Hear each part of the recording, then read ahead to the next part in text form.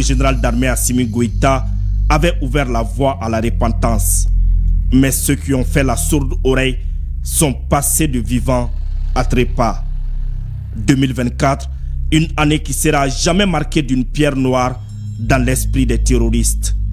Au fil des mois, l'apocalypse s'est abattu sur eux. Les neutraliser individuellement ne suffit plus cette année. Ils sont pris en gros désormais sans qu'ils aient le temps de se rendre compte de ce qui leur arrive. Comme en témoigne cette victoire historique de Tinzaouaten, une opération spéciale d'envergure dans la région de Kidal le 1er décembre 2024 a permis de neutraliser des cadres de haut rang des groupes armés terroristes. Il s'agit de Shoaib Ag Atayer, Al-Baraka Ag Al-Faki, Moussa Ag Baïdiknan, Bachara Ag Hamed, Fad Ag Al-Mahamoud, Mohamed Ag Asherif Di Mafik, Sidi Ag Bay et Jamal Ag Al-Baraka. C'était d'une pierre plusieurs coups.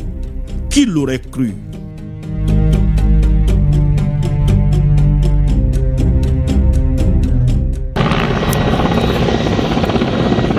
Durant cette année, le soleil s'est couché à l'aube pour les terroristes à Mourdia le 26 mai dernier. Ils ont subi l'une des plus grosses défaites de leur histoire. La stratégie des forces armées maliennes n'a jamais laissé aucune chance aux forces du mal. Pourtant, ce sont elles qui ont osé déchirer la clémence de l'aurore en pilonnant le camp de Mourdia. C'était le Rubicon à ne pas franchir. Sans perdre de temps et de manière très professionnelle, les FAMA ont fait le calcul. Le bilan a été lourd. Plus d'une centaine de terroristes neutralisés.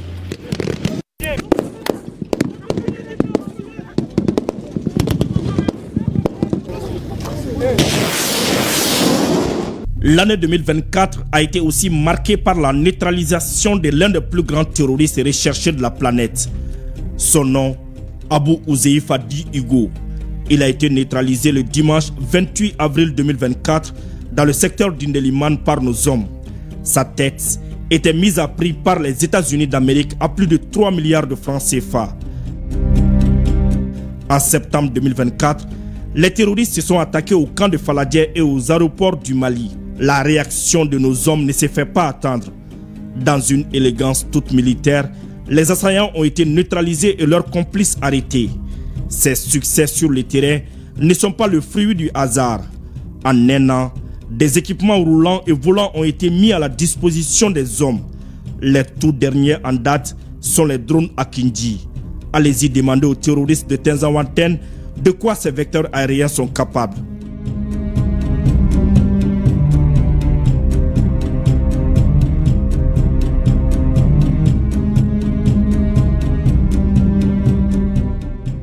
Rare dans l'histoire contemporaine de notre outil de défense, le recrutement et la formation des hommes auront été d'une telle régularité. Cette année, tout comme les précédentes, des formations sont organisées de manière ponctuelle et à tous les niveaux. En 2024, les casernes ont changé de visage. Le chef suprême des armées, dans sa politique, entend mettre les hommes dans les meilleures conditions. Le nouveau camp de sang a été inauguré. Ceux de Koutiala, Diema et Kita seront bientôt opérationnels. Le maillage sécuritaire est une réalité aujourd'hui. Sur le plan de la sécurité, de nouveaux commissariats ont été érigés un peu partout à travers le pays. La police, la gendarmerie et la garde nationale ont enregistré des succès sur le terrain grâce à des équipements de dernière génération dont elles disposent. Le 5 juillet 2024, le monde découvre le Centre Interforce de sécurisation des frontières. Ce joyau sécuritaire des temps modernes trône à Kouré-Malé, ville frontalière Mali-Guinée, à 125 km de Bamako. Il s'étale sur une superficie de 5 hectares, dont 2,5 pour la partie principale, avec des commodités adaptées au contexte. Sa position, sa composition sont d'une importance capitale dans la sécurisation de cette partie du pays. Durant 12 mois, le monde entier a eu la chance de découvrir semaine après semaine les exploits, les actions héroïques des forces armées maliennes dans l'émission Défense citoyenne sur la chaîne nationale ORTM 1.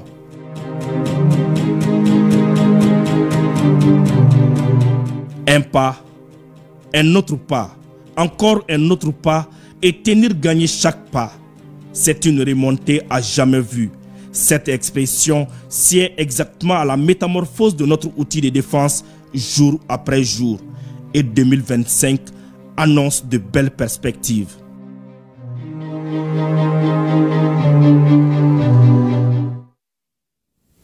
Voilà, tous derrière nos femmes et nous restons avec nos forces de défense et de sécurité. Le centre secondaire de sauvetage de Bamako a été inauguré lundi dernier, 6 à la base aérienne 101 de Sénou. Le dit centre a coûté plus de 430 millions de francs CFA. Ce centre de sauvetage a été réalisé pour renforcer le dispositif de fonctionnement de l'aviation civile et militaire. Commentaire Abdul Karim Kaba. Bâti sur une superficie